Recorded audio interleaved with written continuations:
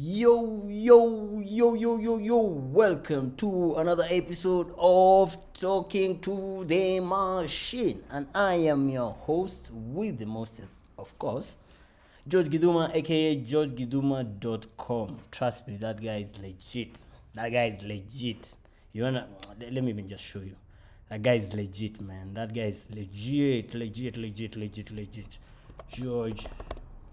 Githuma.com. Check him out, like that's the guy. You wanna talk to him, give him a shout, contact him. Yeah, talk to him, georgegithuma.com. You can send him a WhatsApp message, you can send him an email, and soon we'll be doing a Discord channel, so watch out for that. Anyway, what's up, guys? What's up? How have you been? Huh? Tell me. Yeah, you can type there on the comment. How have you been, man? Like, how's your week been? Personally, if you've noticed, like, it's been like I was supposed to give you some material last week, but that did not happen, and that is majorly because Kenya was having its election, and I took that time to relax and just rejuvenate myself, and now I'm back. And as you can see, I'm back with the energy that is needed. Actually, this is episode 3, if you've been following, and I want to just tell you guys, like, man, if you've not subscribed, let's look at the numbers. Let's look at the numbers and see how we're doing with the numbers. By the way, you can find me on LinkedIn. That's LinkedIn. I'll put my link on the description. And what are we looking for on LinkedIn? We're just looking for my last post, and from my last post we can be able to see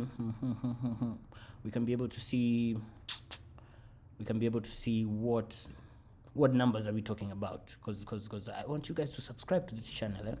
I want you to Talking to the Machine episode 2. You can see it did very well. A lot of impressions, actually. And you can see here, thank you guys, 1,140 impressions up to now. Very good. And let's check the numbers on the YouTube page. And too much noise. You can see we're doing well. 53 views and 16 subscribers. Actually, when I was recording this one, the first time it was at 3 subscribers, so we're doing very well. I can see at least 13 more people join. So if you're still out, why don't you just click that subscribe button? I'll give you a minute to do that.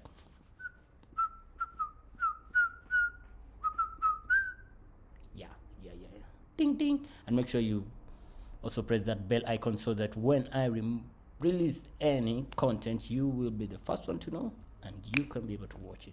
Okay, thank you guys. So what are we talking about today? What do you think? So according to the last conversations that we had,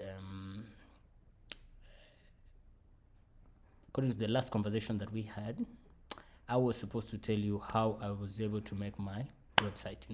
The first episode of Talking to the Machine, the second episode of Talking to the Machine was, me bragging about my beautiful website.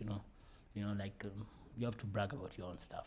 No one is gonna brag it for you. So I was there bragging because I was so excited, and I'm still excited about it.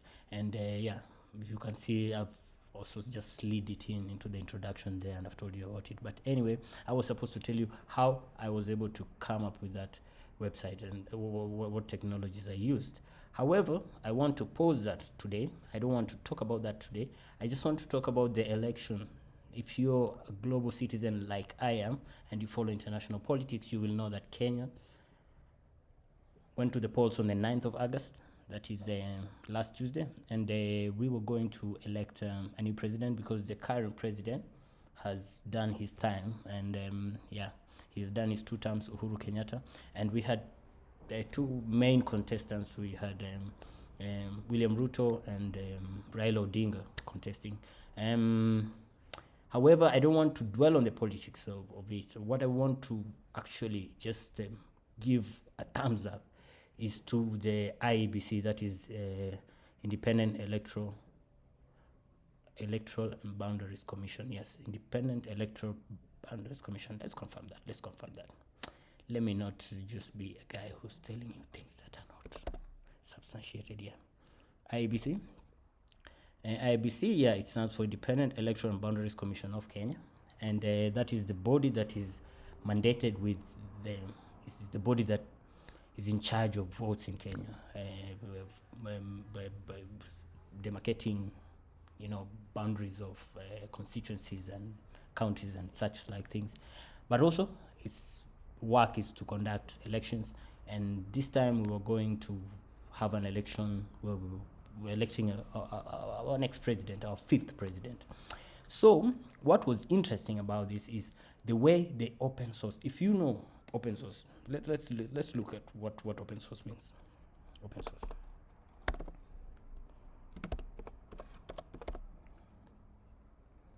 Let's just look at the definition of open source. What is open source? So the first, according to opensource.com, the term open source refers to something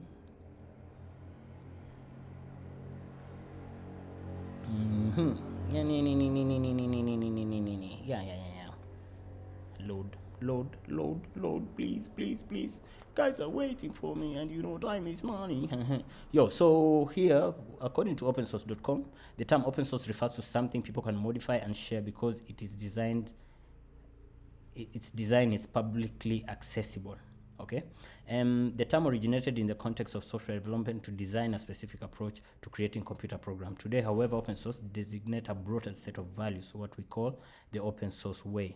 Open source projects, products, or initiatives embrace and celebrate principles of open exchange, collaborative participation, rapid prototyping, transparency. I want us to stay here. Transparency, meritocracy, and community-oriented development. So basically, open source can refer to technology, but also can refer to information. So when you say the information has been open source, it means that information is publicly accessible for people to be able to make sense out of it without being necessarily without being hindered by the lack of that information. So what IEBC this time did was to avail the results of the election on a public portal. So if we go here and we say IEBC, you can see results portal 2022.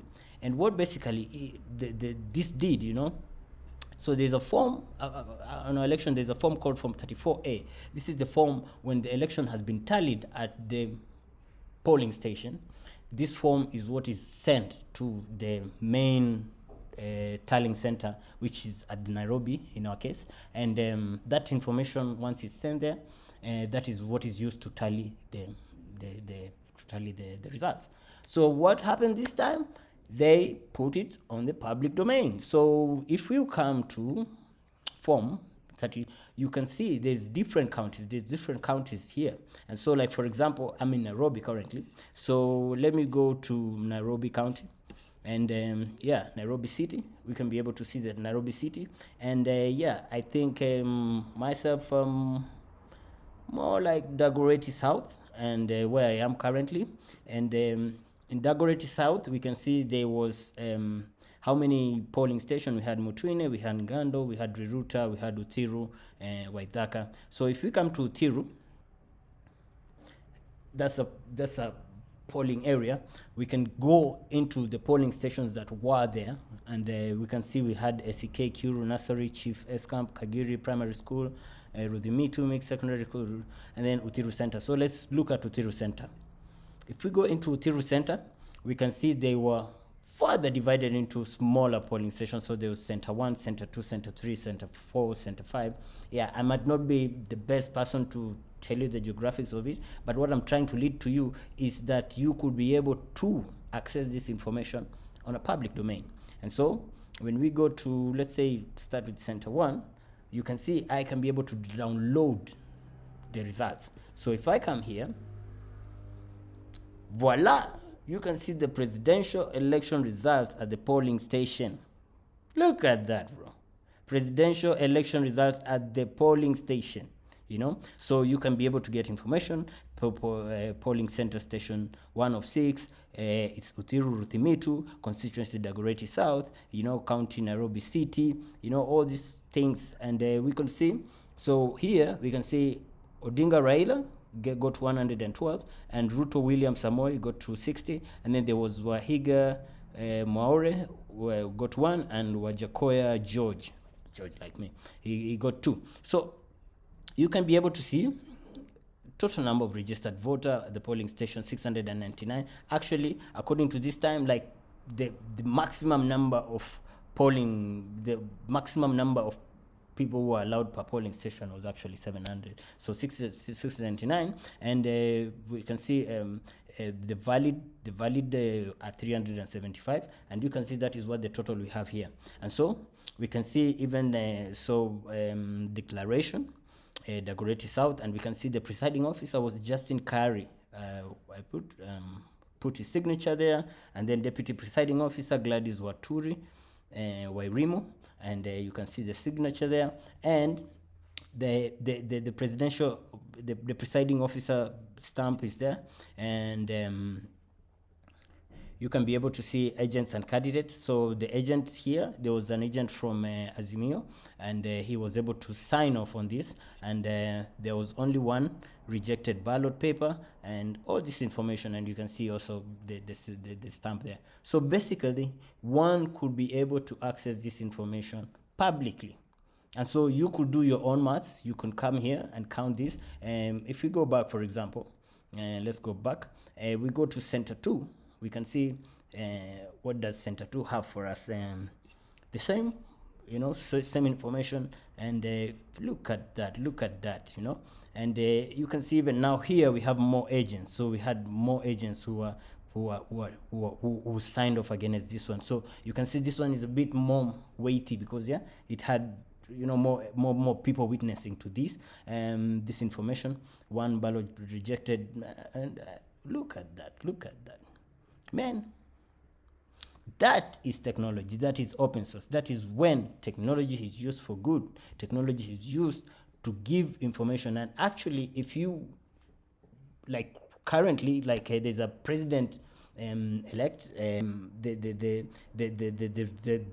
based on this result, there's a president elect, and there is the other candidate, Ruto William Samoei Ruto is the president elect, and currently Raila Odinga has rejected the votes, but has rejected the results. But now when they go to maybe a court of law or something, the previous year, we had the problem of servers being closed and this information not being accessible. This time, this information was put out in the public for everyone to see. And I'm sure it has helped a lot to make people come and people feel personally, I feel like the IBC did Kenya a great service. It put the bar up. I'm not sure if even in the US, the most democratic country in the world, I'm not sure they've ever done something like that. So I would like to say kudos to Kenya, and this is one of the best case scenarios that we can be able to study and see how open sourcing of information can be a major weapon against violence, and actually can be an instrument of peace. Right now, everyone can't see the results. They don't depend on anyone. They can't see the results. You can come download this information and count your tally yourself, and you can be able to get your own numbers. How amazing is that? That's what I have up to today, and I know you're wondering, when are we seeing you next? Bro, I've decided I like talking, and maybe you guys like listening to me, so I'll be doing this every day, Monday to Friday. Saturday and Sunday will be my break, and you can be able to catch up if you are not able to catch me any of those days. I will try to bring you this information every evening at 8, because I think that is a good time for my East African brothers. For the people in diaspora, I don't know how that works, but I think I'll give precedence to my East African region people, because I know there's bigger communities out there for tech. I'm trying to grow the East African community, especially Nairobi, Uganda, Tanzania, and that is my major focus. Obviously, Africa, South Africa, Nigeria, Egypt, all those central DRC. Part of my audience, but that's now the secondary. My main audience is the people who are in the East Africa region. I want us to start talking tech, and be those guys. If you have not subscribed, please do. It's talking to the machine. Click